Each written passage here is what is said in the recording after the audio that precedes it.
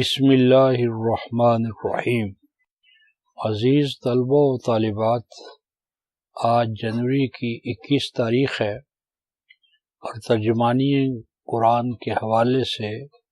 ہم بقرہ سے آغاز کر رہے ہیں۔ سورۃ البقرہ، بالکل ابتدائی آیات۔ سورۃ البقرہ کے آغاز میں اللہ تبارک و تعالی ارشاد فرماتے ہیں: الف لام میم ذالک الکتاب لا ریب فیہ ھدی للمتقین الذین یؤمنون بالغیب ویقیمون الصلاة ومما رزقناہم ینفقون والذین یؤمنون بما انزل الیک وما انزل من قبلک وبالآخرۃ ھم یوقنون۔ صدق اللہ مولانا العظیم۔ عزیز طلبہ اور طالبات، اس سورہ کا آغاز الف لام میم سے ہو رہا ہے۔ الف لام میم عام طور پر ہمارا تصور ان جیسے مقامات کے بارے میں یہ ہے کہ یہ حروف ہیں اور ہیں مقطعات، یعنی حروف مقطعات، اور جہاں تک ان کے مفہوم، معنی، مدعا اور مطلوب کا تعلق ہے تو اسے کوئی بھی آج روئے زمین پر نہیں جانتا۔ یہ اللہ اور اس کے رسول صلی اللہ علیہ وسلم کے مابین ایک راز تھا، اور وہ راز نہ اللہ تبارک و تعالی نے ظاہر کیا ہے، نہ آپ صلی اللہ علیہ وسلم نے ظاہر کیا ہے، تو سر بین اللہ و رسول ہے، یہ ایک راز تھا اللہ اور رسول کے مابین۔ تو اس لیے ان کا نہ تو ہمیں مفہوم مطلوب ہے، نہ مقصود معلوم ہے، اور نہ ہی اس کا ہمیں ترجمہ کرنا چاہیے۔ تو عام طور پر آپ نے دیکھا ہوگا کہ الف لام میم اور ان جیسے جو مقطعات ہیں، حروف مقطعات ہیں، ان کو لکھا تو جاتا ہے لیکن ان کا ترجمہ جو ہے وہ چھوڑ دیا جاتا ہے، اور بعض اوقات تو مترجمین الف لام میم یا حروف مقطعات لکھتے بھی نہیں ہیں، ان کے بغیر ہی وہ آگے چلے جاتے ہیں۔ تو یہ ایک رائے ہے جو زمانہ قدیم سے چلی آ رہی ہے، اگرچہ بعض روایات میں سیدنا ابن عباس کے بارے میں یہ بھی آیا ہے کتابوں میں کہ وہ ان کا معنی بتاتے تھے۔ الف سے مراد امین لیتے تھے، لام سے مراد جبرائیل لیتے تھے، اور میم سے مراد محمد صلی اللہ علیہ وسلم لیتے تھے، اور مفہوم یہ ہوتا تھا کہ اللہ تعالیٰ کی طرف سے جبرائیل کے توسط سے محمد صلی اللہ علیہ وسلم پر نازل ہونے والا کلام۔ بہرحال یہ ایک رائے ہے، اور متقدمین میں اس کے ان حروف کے معنی بتانے کی کوشش بھی ہے ماضی میں، جس طرح ہم نے ابھی عبداللہ ابن عباس کے بارے میں بھی رائے ظاہر کی ہے، اور بھی بعض آراء موجود ہیں۔ بعضوں نے کہا کہ یہ حروف تہجی ہیں، حروف المبانی، یعنی حروف مبانی یعنی وہ حروف جن سے کہ عربی زبان بنی ہے، تو یہ اس کی اساسیات ہیں، بنیاد ہیں،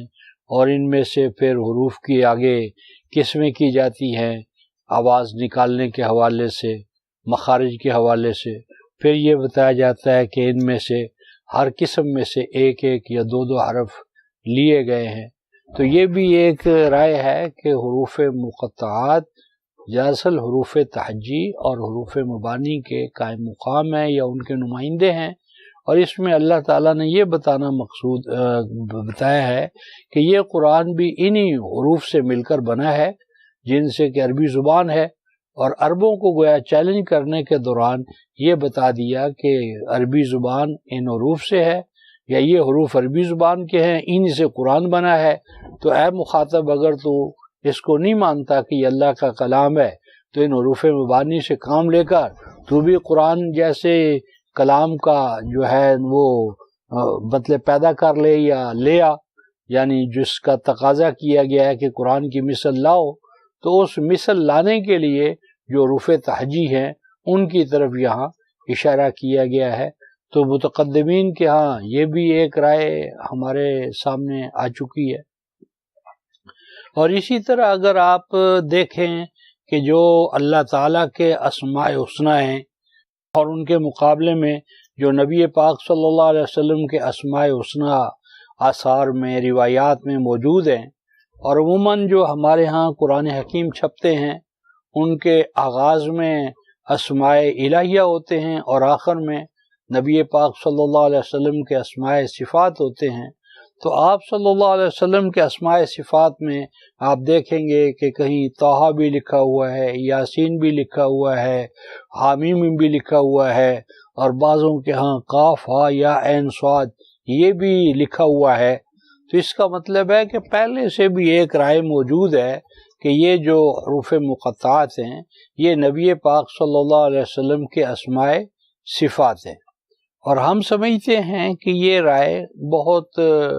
قریب ہے قرآن حکیم کے،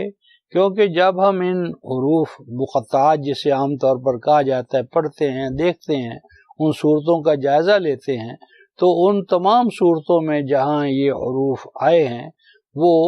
نبی پاک صلی اللہ علیہ وسلم سے ان آیات میں خطاب کیا گیا ہے۔ مثلا آپ اس پہ غور کریں کہ طٰہٰ ما انزلنا علیک القرآن لتشقیٰ۔ اب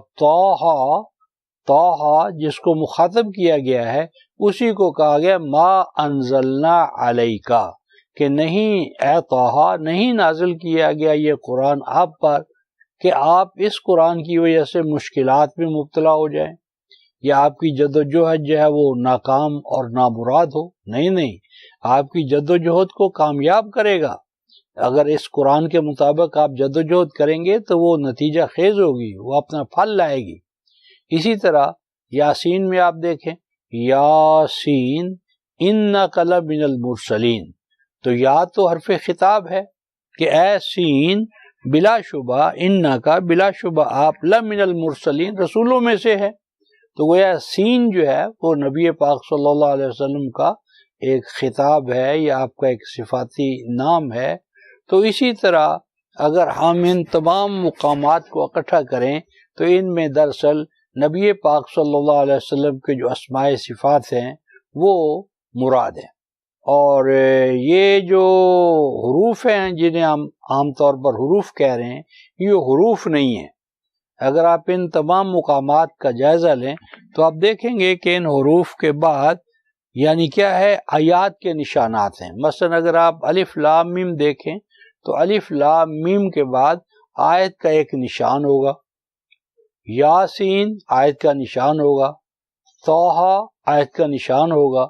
کافا یا عین صاد آیت کا نشان ہوگا۔ تو گویا کہ یہ جو حروف جنہیں ہم کہہ رہے ہیں یہ حروف نہیں ہے، یہ آیات ہیں، اور یہ آیات اسی طرح ہیں جس طرح دوسری زبانوں میں، مثلا ہم جس طرح انگریزی میں ڈی سی دیکھ رہے ہیں تو ڈی سی جو ہے یہ مخفف ہے ڈپٹی کمشنر کا، اے سی جو ہے وہ اسسٹنٹ کمشنر کا۔ تو جس طرح یہ تخفیف یا مخففات یا ایبریویشن دوسری زبانوں میں ہے اسی طرح یہ قرآن میں بھی یہ موجود ہے۔ تو یہ نبی پاک صلی اللہ علیہ وسلم کے صفاتی نام ہیں اور اللہ تعالیٰ نے ان سے آپ کو مخاطب کیا ہے۔ تو الف لام میم میں جو الف ہے یا حمزہ جسے ہم کہتے ہیں یہ قائم مقام ہے نبی پاک صلی اللہ علیہ وسلم کے امین ہونے سے، اور لام سے مراد آپ کا لین القلب ہونا ہے، اور جو ڈبل میم ہے وہ مرسل محمد ہے۔ تو معنی یہ ہے کہ اے مرسل رسول بنائے گئے، محمد تعریف در تعریف کیے گئے، اے امین اے لین القلب۔ اور یہ جو الف سے یا امین سے آپ کو مخاطب کیا گیا ہے پہلے ہی یعنی سورہ میں، تو اس کا مطلب یہ ہے کہ سب سے بڑا وصف جو رسول کا ہے وہ امانت ہے،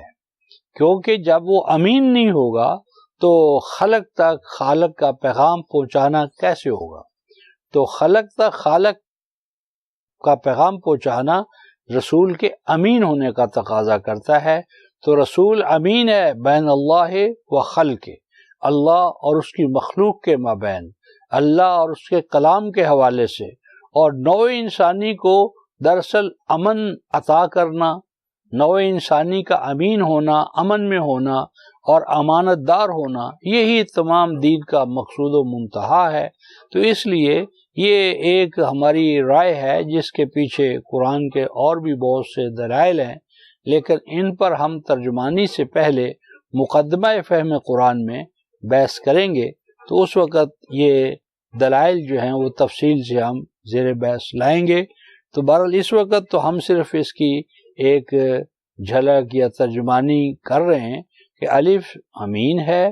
لام لین القلب ہے، اور جو ڈبل میم ہے وہ مرسل محمد ہے، اور انہی کو یعنی انہی صفات سے جو موصوف ذات ہے اسی کو آگے خطاب ہے، یؤمنون بما انزل الیک وما انزل من قبلک۔ تو یہ جو الیک ہے یہ خطاب ہے، اور یہ خطاب لازماً نبی پاک صلی اللہ علیہ وسلم کو ہے، جس طرح کہ یاسین انک لمن المرسلین، یاسین بلا شبہ آپ رسولوں میں سے ہیں۔ تو یہ خطاب بتا رہا ہے کہ یہاں الف لام میم کا جو مخاطب ہے وہ نبی پاک صلی اللہ علیہ وسلم کی ذات ستودہ صفات ہے۔ اس کے بعد ارشاد فرمایا ذالک الکتاب لا ریب فیہ۔ ذالک جو ہے وہ اس میں اشارہ ہے جو عام طور پر وہ اس چیز کی طرف اشارہ کرتا ہے جو ظاہرہ طور پر سامنے موجود نہ ہو، یا اس کی عظمت کو سامنے رکھتے ہوئے اسے غائب تصور کر لیا جائے اور یہ کہا جائے یہ عظیم الشان، یہ عظیم المرتبت۔ تو یہ جو ذالک الکتاب وہ عظیم الشان، عظیم البرکت کتاب، اور یہ جواب ہے ما قبل جو ہم نے دعا کی تھی اہدنا الصراط المستقیم، یعنی بندوں نے جو صراط مستقیم پر چلنے کی اور منزل مراد تک پہنچنے کی جو اللہ تعالیٰ سے دعا کی تھی، یہ اس کا جواب ہے۔ ذالک الکتاب لا ریب فیہ ھدی للمتقین، کہ اے اہل تقوی، اے اہل ایمان، تم نے اللہ تعالیٰ سے جو درخواست کی ہے کہ تمہیں دستور حیات عطا ہو، اس دستور حیات پر تمہیں چلایا جائے اور چلا کر تمہیں منزل مقصود تک یعنی اللہ تعالیٰ کی رضا اور رضوان تک پہنچایا جائے، حیات دنیا میں خوف اور امن کے، خوف اور حزن کے ماحول کو تبدیل کیا جائے، تو اس نصب العین کے حصول کے لیے جو ہدایت تمہیں درکار ہے، وہ جس کا کہ تم نے سوال کیا تھا، وہ جواب ہے ذالک الکتاب لا ریب فیہ، وہ کتاب، وہ دستور حیات کہ جس کے من جانب اللہ ہونے میں کوئی شک و شبہ نہیں ہے۔ تو یہ جو کتاب اللہ ہے اس کے دستور حیات ہونے کا یہاں ذکر ہے۔ پہلی بات یہاں ان آیات میں یہ ہے کہ یہاں قرآن کو الکتاب کہا گیا ہے۔ الکتاب کے اندر عربوں کے ہاں کسی چیز کا ایک ترتیب سے جمع ہونا انڈرسٹوڈ ہوتا ہے، اسی طرح کتاب کے اندر کسی چیز کی اوبلیگیشن یا وجوب جو ہے وہ مراد ہوتا ہے۔ تو کتاب کہہ کر قرآن یہ بتا رہا ہے کہ یہ قرآن کوئی منتشر اوراق کا مجموعہ نہیں ہے، بلکہ یہ ایک باربط باسلسلہ اول سے آخر تک ایک مربوط دستور ہے، دستور حیات ہے، اور وہ دستور حیات ہے کہ جس پر عمل کرنا جو ہے وہ نوع انسانی کے لیے، اہل ایمان کے لیے واجب ہے۔ تو کتاب کا لفظ دو چیزیں ظاہر کرتا ہے، ربط و ترتیب اور ایسے احکام کا مجموعہ کہ جس کی تعمیل جو ہے وہ اہل تقوی پر، اہل ایمان پر یا نوع انسانی پر واجب ہے۔ ذالک الکتاب لا ریب فیہ، جس میں کوئی ریب نہیں ہے۔ ریب کا معنی ہوتا ہے کسی چیز کا ڈاواں ڈول ہونا، ڈگمگا جانا، اس میں لغزش ہونا، اس میں اضطراب اور الجھن ہونا۔ تو لا کے بعد جو ریب پر زبر آ رہی ہے، لا ریب، تو یہ عربی زبان میں یہ لائے نفی جنس کہلاتا ہے۔ اس کا معنی کسی نوعیت کا ریب، کسی نوعیت کا شک، کسی نوعیت کا اضطراب، یعنی کسی بھی نوعیت کا وہ اضطراب ہو، تذبذب ہو، شک ہو، ڈاواں ڈول کرنے والی چیز ہو، تو کتاب اللہ میں ایسی کوئی چیز نہیں ہے. کتاب اللہ میں جو کچھ ہے وہ حتمی ہے، یقینی ہے، اور ہر طرح کے شک و شبہ سے بالا ہے جو کچھ قرآن میں ہے. اور آگے فرمایا فی ہے، یعنی فی ہے اس کے اندر، اس کے مضامین کے اندر، اس کے مشمولات کے اندر، اس کے مندرجات کے اندر، اور ایک اور مفہوم ہے اس کے من جانب اللہ ہونے کے بارے میں، یعنی اس کے من جانب اللہ ہونے میں کوئی شک و شبہ نہیں ہے. آگے فرما دیا کہ اگر تمہیں کوئی شک و شبہ ہے اس کے من جانب اللہ ہونے میں تو تم اس کی مثل لے آؤ، اس جیسا لے آؤ. تو یہ جو ذالک الف لام میم ذالک الکتاب لا ریب فی، لا ریب فی، اس میں کوئی ریب نہیں ہے مضامین کے حوالے سے،